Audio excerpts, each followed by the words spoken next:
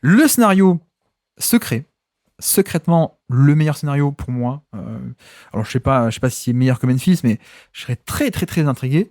Eh bien pour moi, le scénario secrètement le meilleur scénario possible, à mon avis, ce sont les LA Clippers. Non pas les Lakers, on sait que les Lakers, depuis toujours, ils sont sur tous les joueurs. Ils vont faire un trade pour Wembanyama. Je ne sais pas si vous avez vu passer les Photoshop sur Twitter, etc. Ils trade pour tout le monde, les Lakers. Mais non, blague à part. Mais pour moi, les Clippers, ce serait un cas absolument parfait. Et pour tout le monde, en fait. Et pour Butler, et pour également l'équipe, donc les Clippers. Déjà, il y a un aspect de... Bon, en termes d'âge et en termes de dynamique d'équipe, c'est pas pareil. Tu t'es pas catapulté dans des Memphis Grizzlies qui sont très très forts et très prometteurs, et moi je les adore. Mais voilà, c'est quand même une équipe assez jeune, c'est pas une équipe qui a la même expérience. Je pense que Butler, l'idée de jouer par exemple jouer pour Tyronn Lue, jouer avec Kawhi Leonard, avec James Harden et des vieux comme ça, je pense que déjà tu peux un peu plus lui vendre l'idée dans un côté court, moyen ou long terme. Premièrement. Deuxièmement, il y a aussi un aspect c'est Los Angeles. Donc, certes, il y a toujours ce risque il peut être free agent dans 6 mois, il peut se barrer pour aller littéralement là où lui veut. On sait qu'il aimerait bien retourner, pourquoi pas, à Houston, je crois qu'il est du Texas, mais voilà, il y a cet aspect c'est quand même mieux en free agency, parce que, je le répète un peu à chaque fois, mais en vérité, enfin, c'est pas moi, c'est Antoine aussi qui nous en avait beaucoup parlé sur le Basket Lab déjà, Antoine, notre référent salary cap, etc. Ok, le meilleur en France, vous le savez, hein, c'est pour ça que c'est pour ça que on parle de salary cap sur le Basket Lab, c'est grâce à lui. Mais voilà, il n'y a pas de petit marché, il n'y a pas de gros marché en fait. Il y a toutes les équipes NBA et les équipes compétentes, elles attirent des gens, donc y compris des petits marchés, genre Miami, et quand ils sont bons, ils attirent des gens. Y compris San Antonio, petit marché, quand ils sont bons, ils attirent à la Marcus Aldridge, qui est la star de la free agency. Y compris Milwaukee, qui attire quand ils sont bons, ils attirent tel ou tel free agent, etc., etc. Donc il y a les bonnes équipes et les mauvaises équipes. Il n'y a pas de petit et de gros marché. Par contre, il y a une exception, c'est Los Angeles. Los Angeles et New York, un peu les deux seules exceptions à cette règle les soi-disant petits et grands marchés. Mais voilà, clairement, en termes de pitch à la free agency ou pour le convaincre de rester, argument en plus pour moi et qui est pas du tout négligeable. J'aurais pas dit pareil à Portland, j'aurais pas dit pareil même à Dallas, ou je sais pas moi, même à Miami. Bon, il vient de Miami, mais vous avez un peu compris l'idée. Je pense que là, c'est quand même assez particulier, assez à part, surtout maintenant qu'il est un peu vieux. Pour le coup, il s'est habitué au climat de Miami. Los Angeles, c'est pas mal aussi. Mais donc, premier élément, c'est par rapport à ça. Et deuxième élément, on l'a déjà un peu évoqué, mais par rapport à l'âge et par rapport à l'équipe et la timeline. Donc déjà, c'est une équipe plus âgée et avec déjà des vétérans qui correspondent mieux, sans doute, peut-être, à mon sens, que de venir en tant que le vieux qui joue à Memphis où il n'y a que des jeunes. Ok. Mais il y a aussi un aspect de timeline que je trouve hyper intéressant, notamment avec les Clippers. Et pourquoi c'était intéressant, c'est que nos amis les Clippers, finalement on n'en parle pas trop, j'en ai parlé l'été dernier, mais c'est vrai que pour moi ils sont un peu entre deux. Pour moi c'était un peu une erreur de laisser partir Paul George. Alors pour l'instant ça me donne tort parce que effectivement Paul George n'est pas bon en Sixers, mais bon, presque à la limite ça pourrait être une autre conversation, un autre podcast en soi.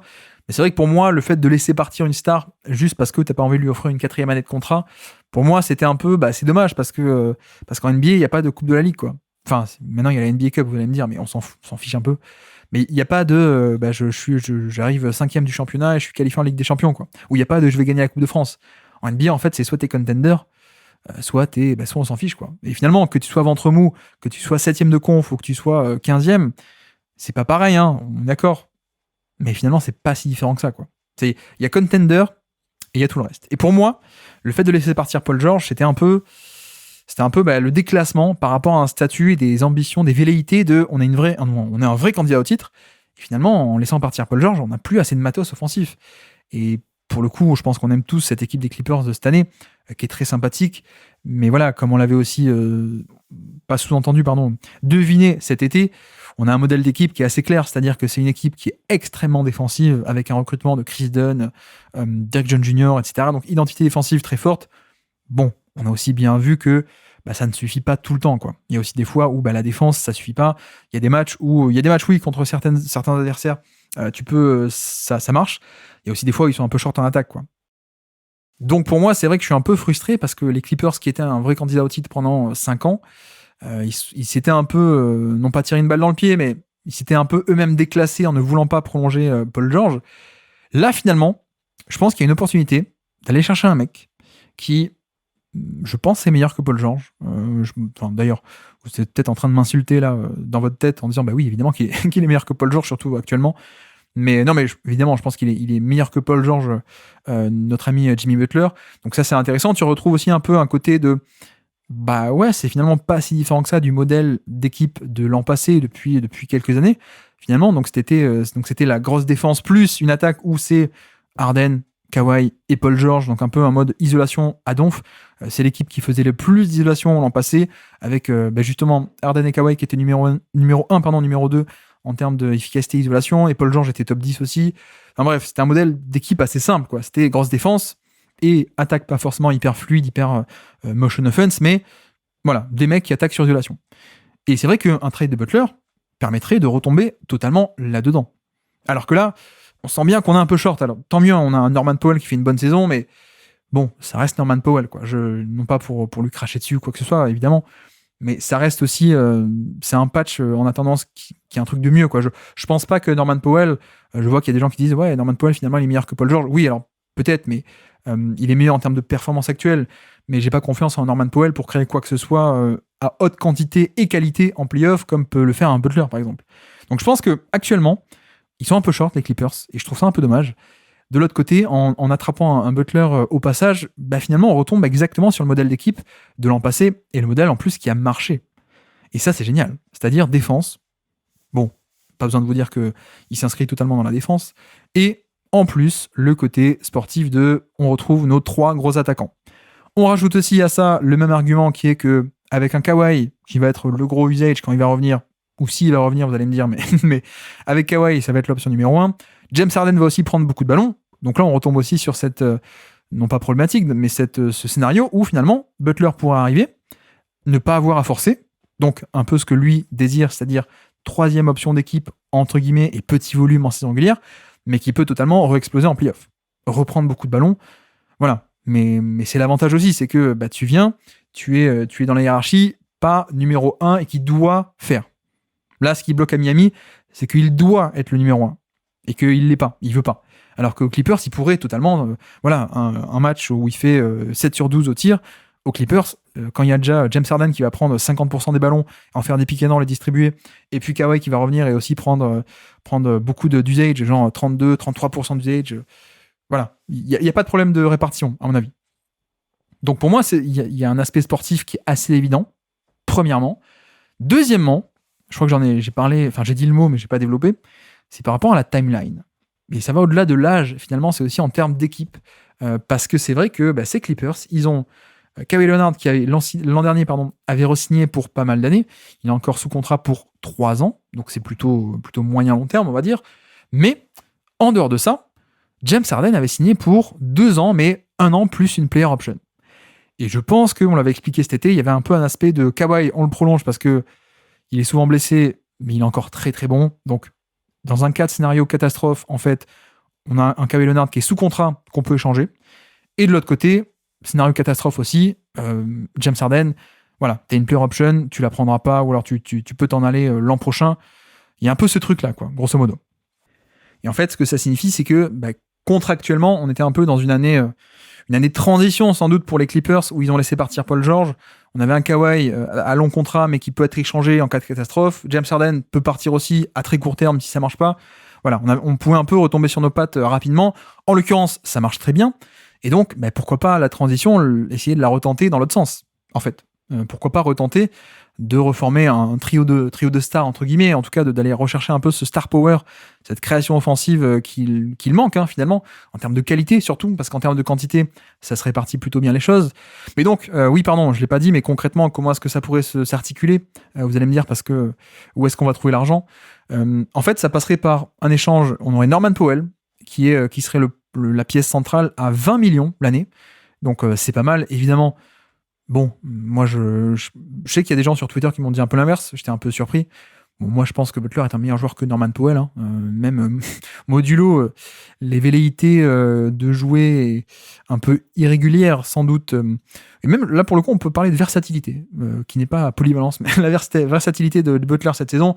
Voilà, moi je pense que Butler, ça vaut largement le coup de sacrifier un peu la création offensive de Powell, que tu vas retrouver avec Butler.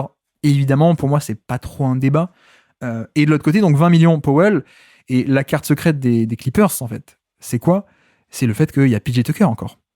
PJ Tucker est encore dans l'effectif, il est à 11 millions et demi, presque 12, donc ça, c'est quand même assez génial, parce qu'il joue pas, il est pas dans la rotation, et il peut te permettre de monter un trade, donc c'est très cool, on monte à 30 millions avec ces gens-là. Et il manque ensuite s'il y a un peu de comblé au niveau salaire pour arriver aux 48 et quelques de Butler. Et c'est vrai que ça pourrait passer par notamment mettre aussi un Derrick Jones Jr. dans la balance. Derrick Jones Jr., qui était un très bon ajout pour le coup, mais qui est aussi autour des 10 millions de contrats. Plus ensuite, pour arriver au total espéré, ça passe si on rajoute aussi les petits contrats de genre Bones Hyland qui a plus de 4 millions. Pourquoi pas rajouter aussi du Kevin Porter, du Cam Christie au niveau de jeunes aussi. Voilà. En tout cas, le trade est faisable en termes de salaire et sans trop te déplumer en plus. C'est ça qui est intéressant. Et la première chose, on parlera après de peut-être l'alchimie, l'esprit de groupe, etc. Mais la première chose à dire, c'est que pour moi, sportivement, ce qui est intéressant, c'est qu'actuellement, on a un Terrence Mann qui... Alors lui ne peut pas être échangé, je crois, en tout cas pas immédiatement. Donc c'est pour ça que je ne l'ai pas mis dans la balance. Mais ce qui est intéressant, c'est que lui, déjà moi je le trouve bon, et il n'est pas totalement dans la rotation cette année. Et donc en réalité, qu'est-ce que perdraient réellement les Clippers dans cette histoire en termes de vrais joueurs de rotation? Peut-être on peut le formuler comme ça. Ce serait Norman Powell, et ce serait aussi Derrick Jones Jr. Parce qu'après, voilà, tout ce qui est Bones Hyland, même Kevin Porter, bon il joue, mais c'est pas grave si on le perd. Et puis PJ Tucker... Voilà, il joue pas du tout, donc il n'y a aucune perte sportive. Finalement, merci pour le contrat, mais aucune perte sportive. Donc Powell, bon, moi je pense que l'upgrade offensif et même général avec Butler, et évidemment, ça vaut le coup. Et l'autre côté, c'est vrai que tu perdrais entre guillemets Derrick Jones Jr. et tu aurais personne qui viendrait en retour dans le trade. Donc tu te dis ah mince, ça fait -1 en termes de vrais joueurs de rotation. Premièrement, bon, moi c'est un sacrifice que pour avoir Butler, je pense que je suis prêt à faire tous les jours. Mais vraiment tous les jours. J'aime bien Derrick Jones Jr., mais c'est vrai que c'est un joueur un peu imparfait. Déjà, c'est quelqu'un qui a 24 minutes par match cette saison, alors très polyvalent, qui peut être mis sur des ailiers, mais parfois un peu sur des plus petits, au niveau navigation d'écran, ok, c'est sympathique, mais on parle d'un joueur de rotation, on parle pas d'un énorme titulaire, c'est pas comme si je vous demandais de sacrifier quelqu'un qui est un peu plus la pierre angulaire de la défense, par exemple, un Ivica Zubac. Non, là oui, on se poserait peut-être un peu plus la question. Donc c'est pas un joueur parfait, en plus c'est un joueur qui finalement n'est pas top à 3 points non plus, et or le spacing est aussi un des problèmes de cette équipe, et peut-être que beaucoup de monde reste un peu sur la campagne de playoff 2024 de Derrick Jones Jr. où il a mis ses tirs, en effet, et c'est tant mieux. Bon, après, petite précision, pourquoi est-ce qu'il a mis les tirs? Parce que les tirs étaient grands ouverts. Pourquoi est-ce que les tirs étaient grands ouverts? Parce qu'en fait, on l'a abandonné pour aller aider ailleurs, quoi. Et donc en fait, tant mieux, il a puni, il est arrivé à punir, en plus, bon, pas tout le temps, mais il a eu des coups de chaud assez marquants, et ça s'est un peu arrêté en finale. Bon, c'est un peu la vie, mais voilà, c'est pas non plus le joueur parfait. Mais bref, premièrement, c'est pas tant que ça en soi une perte sèche, et deuxièmement, donc on dit, ce serait se débarrasser, en tout cas perdre 2 joueurs de rotation pour seulement Butler. Mais c'est un peu là où moi je raccroche vis-à-vis de Terrence Mann, qui, comme dit, n'est pas totalement dans la rotation cette année. En tout cas, c'est un peu irrégulier. On a entendu, je crois que c'était il y a 2 ou 3 semaines, Tyronn Lue, on lui demandait mais pourquoi est-ce que Terrence Mann il joue pas ou il joue pas trop. Bon, on essaie de voir quelle est un peu la meilleure formule, etc. Voilà, et c'est vrai que on a actuellement un effectif des Clippers qui est très dense, donc en un sens, ça pourrait presque être un ajout, entre guillemets, si vous voyez un peu ce que je veux dire, ou, enfin, c'est pas un ajout, c'est juste que la perte de 2 joueurs de rotation remplacés par un seul, finalement, tu peux en rajouter un deuxième, que serait Terrence Mann, qui est un vrai joueur défensif, de rotation, qui peut aider cette équipe, et qui actuellement n'a pas un statut énorme. Donc voilà, c'est un peu le luxe, l'avantage d'avoir un Terrence Mann qui joue pas trop, c'est qu'il peut re-rentrer dans la rotation et aider, et surtout que de l'autre côté, tu récupères Butler.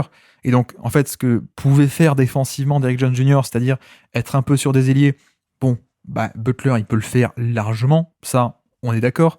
Et de l'autre côté, Terrence Mann peut venir prendre un peu des minutes et de la défense sur des postes plus petits, sur le point d'attaque. Donc, il y a un peu ce côté où tu dis, Butler remplace Powell, ok, mais tu perds l'ailier défensif, mais en fait non, parce que en fait Butler, il peut ne pas remplacer Powell défensivement, entre guillemets, sur les minutes et sur les match-up, mais il peut remplacer le poste 3, voilà, il peut jouer ailier défensivement, en termes de on-ball, en termes de match-up. Et de l'autre côté, si tu réinsères Terrence Mann, lui, il peut se charger un peu des petits arrières et du point d'attaque, en fait. Donc, je dirais pas... Enfin, si, je dirais carrément jusqu'à dire c'est un upgrade défensif. Non pas Terrence Mann, mais l'ajout de Butler, évidemment. Donc voilà, c'est hyper intéressant en plus contextuellement, je trouve, par rapport à la situation des Clippers où bah, tu as limite actuellement trop de joueurs. C'est aussi la force de cette équipe, c'est qu'il y a beaucoup de joueurs en effet de rotation. Et actuellement, tu as même un man qui joue pas trop, mais qui peut jouer et qu'on a déjà connu, qui est pas parfait en shooting. On est d'accord, hein, c'est pas. J'ai critiqué Derrick Jones. C'est pareil, voire même peut-être un peu pire en termes de spacing et de shoot. Mais voilà, c'est un défenseur connecteur qu'on aimerait, que beaucoup d'équipes aimeraient avoir, à mon avis, qui est, je trouve assez intéressant. Donc voilà, grosso modo, tu peux. Je dis pas qu'il va jouer 35 minutes par match, hein, mais je veux dire, tu peux un peu encaisser la perte de 2 vrais joueurs de rotation pour un seul, parce que si tu le fais rentrer là-dedans, bah, finalement, il peut au moins participer à la rotation. Voilà. Bref, donc le fit sportif pour moi est assez évident en termes de quelle est l'identité de ton attaque, qui va aussi beaucoup se reposer sur le shot making et la capacité de créer de tes stars, comme ça a toujours été, plus le fait que offensivement il n'y a pas besoin que lui soit un gros volume, ok, plus le fit défensif évidemment, non seulement l'ajout de Butler qui est fantastique, mais en plus donc le fait que tu peux un peu remettre sur le devant de la scène quand il faut un Terrence Mann, et puis je parle de Terrence Mann qui est pas trop dans la rotation, mais t'as aussi sur les lignes arrière un mec comme Chris Dunn, hein, qui évidemment est fantastique. Donc voilà, je pense que globalement, c'est pour moi le fit parfait en fait. Le fit parfait sportivement, le fit parfait aussi en termes d'âge, en termes de groupe, on va dire, parce que c'est peut-être pas pareil avec Memphis, les jeunes, etc. Mais je pense que voilà, le fit parfait aussi en termes de timeline, parce que pour le coup, t'as un peu ce truc t'as un peu ce truc au niveau des contrats, c'est-à-dire que, enfin voilà, j'en ai parlé déjà, mais cet aspect de Harden qui a une player option, notre ami Butler qui aussi a une player option, donc si par exemple hein, ils font le trade et que c'est une catastrophe pendant 3 mois et que Kawhi se reblesse encore une fois pour 2 ans au ménisque ou je sais pas quoi, bon bah tu dis merci au revoir, c'est fini quoi. Et de toute façon, le projet des Clippers c'était en transition. Donc je veux dire, si là on encaisse un échec, pour moi c'est pas très grave en fait. C'est pas très grave. Le risque est moins grand que pour une équipe, par exemple, de Memphis, qui, bah, eux, ils sont en début de cycle. Ils n'ont pas fait encore leur gros move, ils ont plein d'assets, donc c'est risqué de faire le gros move et de dépenser tes assets jeunes autour de draft pour aller chercher un mec qui, ça se trouve, va se barrer et que ça va pas marcher. Alors que, il y a ce truc pour moi avec les Clippers où c'est un peu c'est bien des deux côtés, avec cet aspect de si un scénario kata, bah tu laisses partir James Harden, tu laisses partir Butler, puisque je pense que les deux en fait vont re-rentrer en free agency pour à leur âge pour aller chercher des contrats. Donc voilà, c'est au pire, ça marche pas, tu peux t'en débarrasser. Et de l'autre côté, on parle de Los Angeles, on parle de Steve Ballmer et des Clippers qui viennent d'ouvrir une nouvelle salle.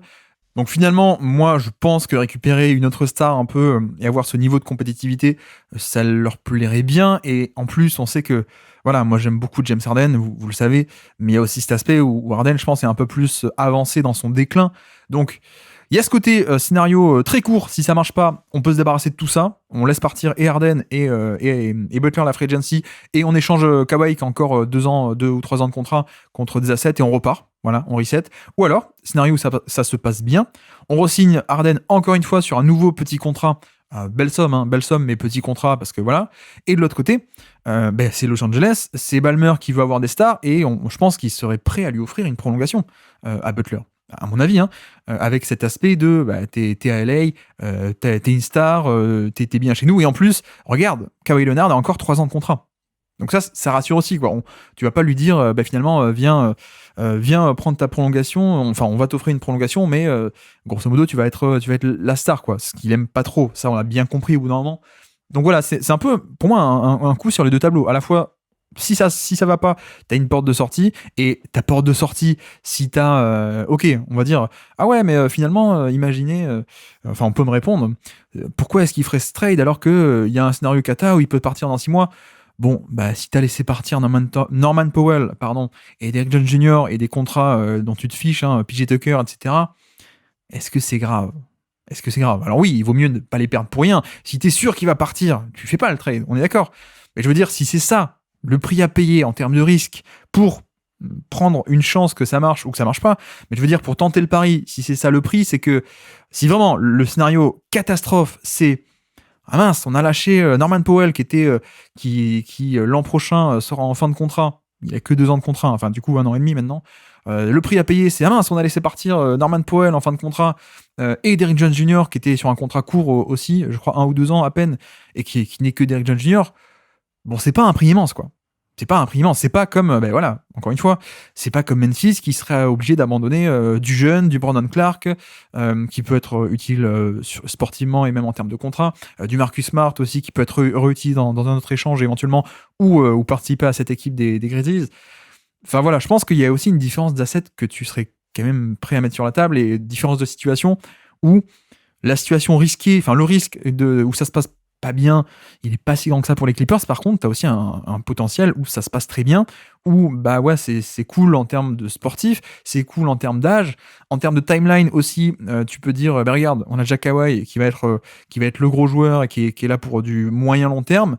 Et puis on est LA, et puis on vient d'ouvrir une salle, soit notre star, ou soit notre deuxième star pendant encore 3-4 ans. Et je pense qu'en plus, c'est exactement ça que veut Butler. C'est pas un contrat court.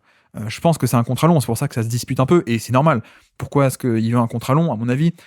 C'est pour ça que ça frite avec Miami, c'est parce que Miami ne veut pas lui offrir, mais Butler, il veut aussi un contrat long, parce qu'on est peut-être à la limite, on va dire, en termes d'âge, c'est-à-dire qu'il a 35 ans, si je dis pas de bêtises, ouais, 35 ans, il aura 36 en septembre prochain, bon bref, il a 35, mais c'est maintenant en fait. C'est maintenant, là on est en toute fin de prime, le contrat genre à 40, 45, 50 millions sur 3, 4, 5 ans, c'est maintenant quoi. Ce sera pas dans 2 ans, ce sera pas même l'an prochain quoi. Parce que oui, peut-être que des équipes vont être prêtes à mettre un gros contrat maintenant, quitte à ce que quand le mec sera plus vieux, il sera surpayé. Par contre, ce qui est sûr, c'est que quand tu arrives à 37 ans ou à 38 ans en free agency, tu n'auras pas la même somme quoi. Voilà. Donc Butler, c'est maintenant, et je pense que en vrai, on a à peu près le scénario idéal quoi. On a vraiment le scénario idéal avec les Clippers. Donc voici pour ce scénario secret qui vraiment, j'espère que ça va se faire.